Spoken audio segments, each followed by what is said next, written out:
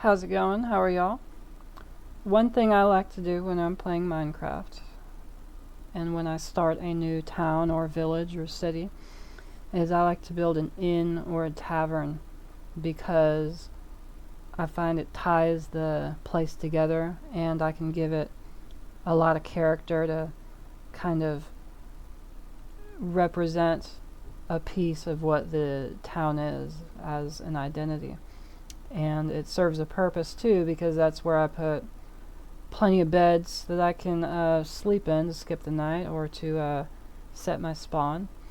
And they're very fun to build.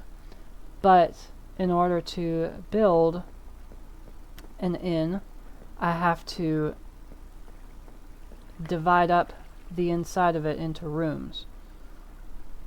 And that can be a problem sometimes because sometimes I decide the footprint ahead of time, as is the case here. I've got a sidewalk on this end and I've got another building on that end that I had already built before I started this tavern. And if I go into the inside, which I'm still working on, please don't criticize my interior design, there's a problem. So the restaurant slash bar part of the tavern looks like it could accommodate quite a few patrons. Like, I could see several dozen in here on any given night. But upstairs, I've only got 6 rooms, which is unfortunate. It was an unfortunate part of my planning here. I could have maybe done a better job with this, especially when you see I've got a big space over here. I could have fit 2 more and then I would have had 8. But here's the problem. This is 4 blocks wide and these rooms are 3 blocks wide, and that's a problem because I don't want them to be different sizes. That would look weird, and I always run into this problem where it's not possible to divide it up evenly into an appropriate number of rooms that are an appropriate size. And that's what happened here. I had a similar problem over here when I was making my tenement buildings. These right here are supposed to be apartments, and they also serve, well, they don't serve any purpose at all, but they'll look pretty cool when I'm done with them. But this right here is the footprint for them. This corner right here to this corner over here is 27 blocks. And that was a problem when I had this post up against the curb on either side, because that meant that the footprint of the building itself was 27 blocks long. And I found that dividing it up with a wall in between each apartment, I could not divide it up into any number of rooms that are the same size. It was impossible. But then I shaved off a block on either end. I moved it back 1 block from the curb, and now it's 25 blocks long as a footprint. And suddenly, after doing that, I had lots of options available to divide it up. I ended up going with 4 apartments that are 5 blocks long, but I had so many other options available too. And I just found it peculiar that 2 footprints that are so similar in size are so different in the number of options available to me. And so I was at a loss for how to solve this problem for the longest time. Now, to give you a better kind of example of the mathematics here behind the problem that I'm trying to solve, right over here I've got a room that is 11 blocks long. You can count them if you don't believe me, but this is 11 blocks long, and I've got lots of options with 11 blocks. On the inside, the footprint is 13 blocks long. On the inside, we've got 11 blocks of space. For the purposes of this demonstration, we're going to be counting the inside space. Now 11 blocks as the interior footprint. I can divide that in half, obviously. And what you'll notice, and I want this to be something you take note of, put a sticky note up on your computer, is that when I divide it into 2, I need 1 wall. When I divide it into 3, I need 2 walls. And I can divide it into 3. I can also divide it into 4 using 3 walls. And I'll have rooms that are 2 wide. Now that's, a little bit smaller, maybe not as much, not as accommodating to the patrons of my establishment. But these are all the options available to me. This is all the ways that I can possibly subdivide an interior space using a wall in the middle that is 1 block long. And there's a lot of possible scenarios where you might be doing this, where you're making an inn, or you're making a tenement building, or maybe you're just subdividing a flat world like this with fence posts. Maybe that's all you're doing. But in any case,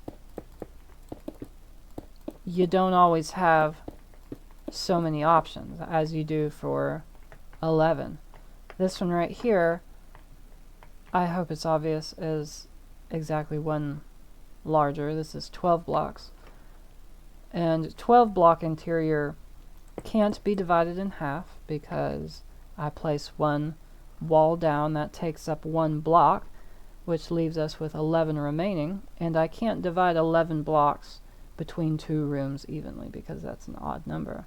But I also can't divide 12 into 3 rooms because if I place down 2 walls, that takes up 2 of the 12 blocks, leaving me with 10 blocks total to divide up into 3 rooms. And I can't divide 10 by 3. So I'm going to have 1 room that's 4, 2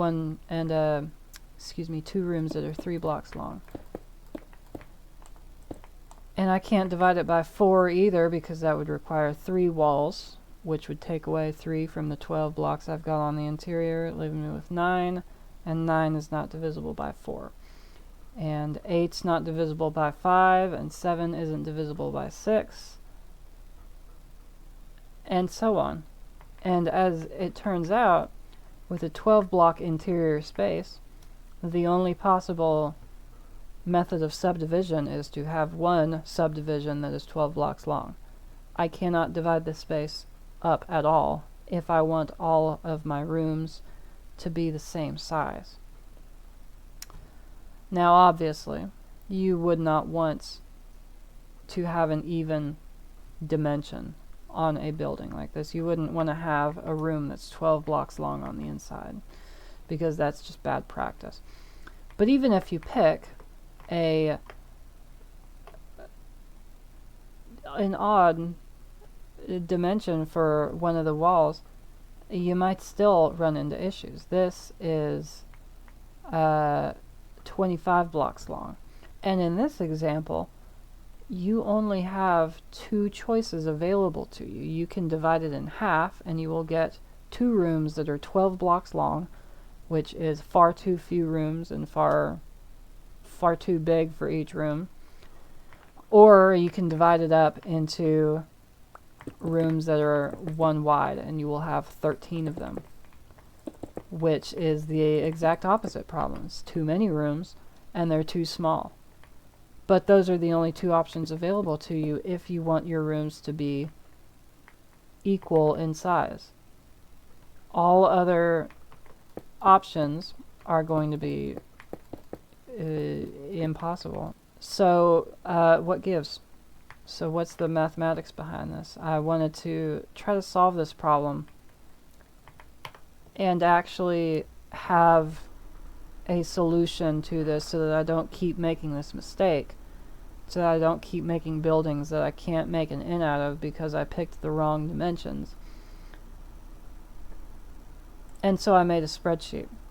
And I want to share the spreadsheet with you because I'm really proud of it. Now, the way it works, it's a little bit intimidating to look at. Each column represents a different space. So this is a interior space that's 11 blocks long, 12 blocks long, 13, and so on.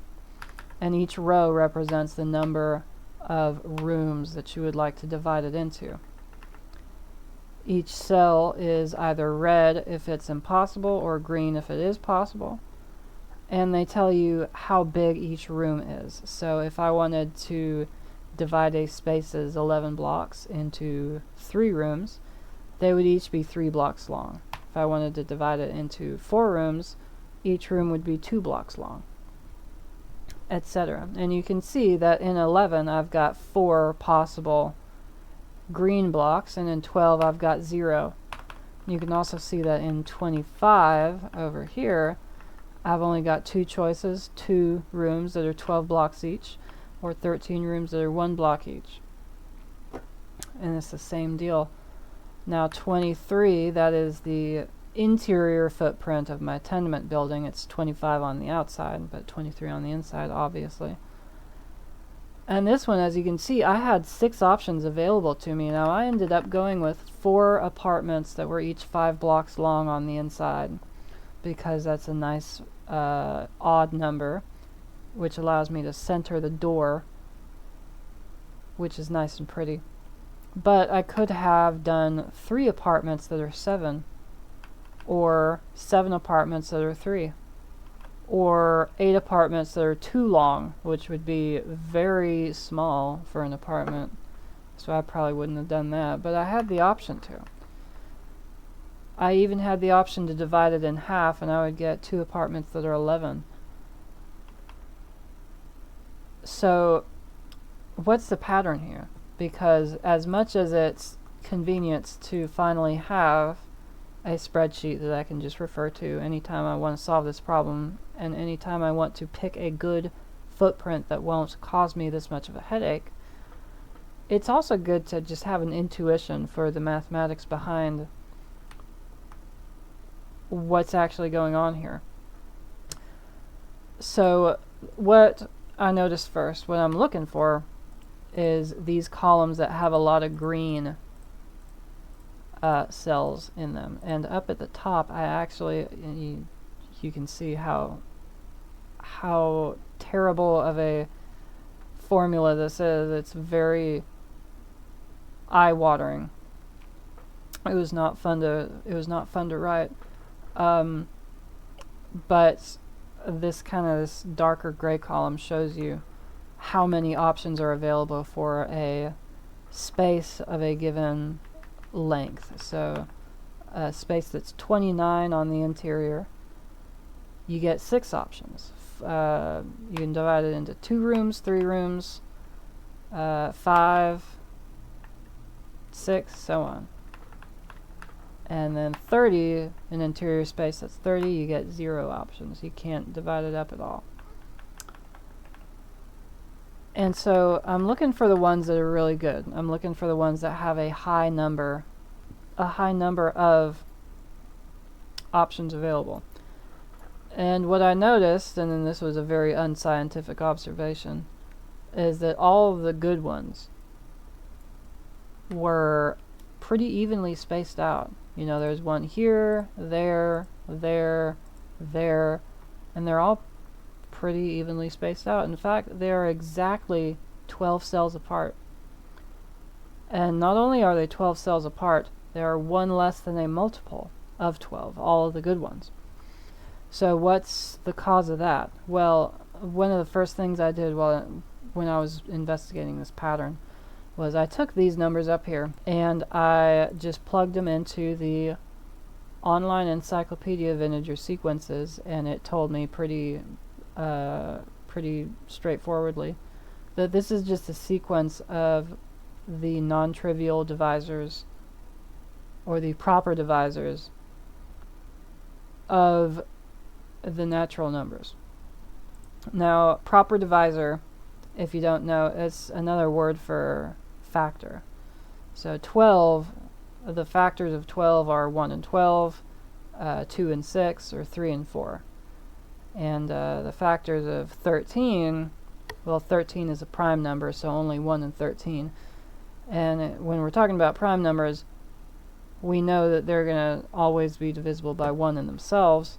Every number is divisible by at least that. We call those the trivial factors. So if you remove those, what you're left with are the non-trivial factors. And another way to say non-trivial factors is proper divisor. The sequence up here is the sequence of proper divisors of all of the numbers, just shifted. So 4 is below 11, but that's the number of proper divisors that 12 has. And 0 is below 12, that's the number of proper divisors that 13 has. And that makes sense because this is a fence and post problem, I think is what you call it, where the walls are 1 less than the number of rooms, and so it's shifted by 1.